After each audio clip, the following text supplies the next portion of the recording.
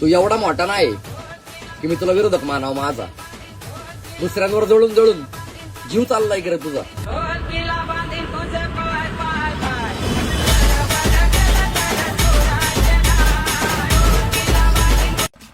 आला आला मशीनचा वळका, याच्यामध्ये आमच्या साक्षीला वळका.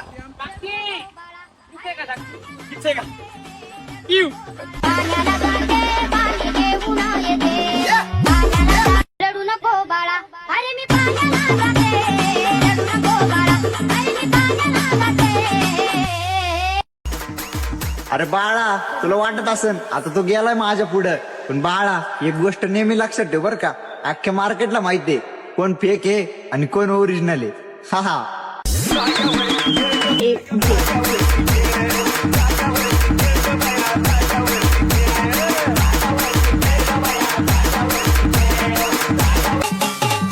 जे काही झालं त्यात चूक माझीच होती.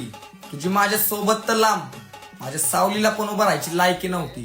झाली नजर काळूबाई घेवा पदर, झाली नजर काळूबाई घेवा पदर. चला तर ते जपून काय. अरे बरोबर आहे तुझं. तू जर माझ्या घरच्यांपर्यंत नसता आला तर मला पण तुझ्या घरच्यांपर्यंत जाणं भाग नसतं पडलं. ते सगळं जाऊ दे, तू नको माझ्या संसाराची काळजी करू. तुझ्या घरचे कुठं जातात ते बघ, आधी त्यांच्यावर ध्यान दे, मग मला इथे येऊन ज्ञान दे. कळलं का? चल. काय झालं राजा? कलुळाचं पाणी कशाला ढवळलं,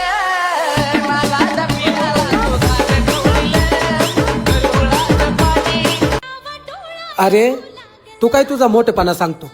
अरे तुझ्यासारखे मी 3 टाइम टांगतो. चल.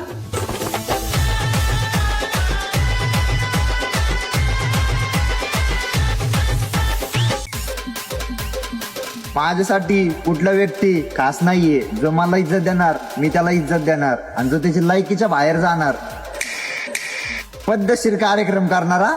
हा हा हा.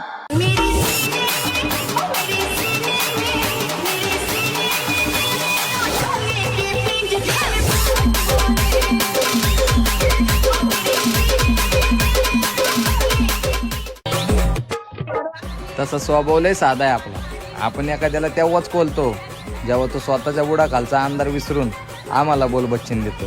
कळलं ना? चल. कंगळा बोले.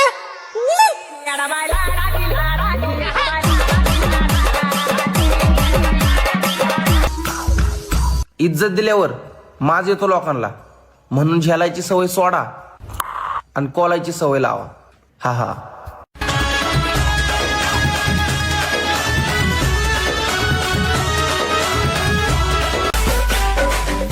ये कलयुग है लाला, या कर्म काले और स्टेटस भगवान वाले.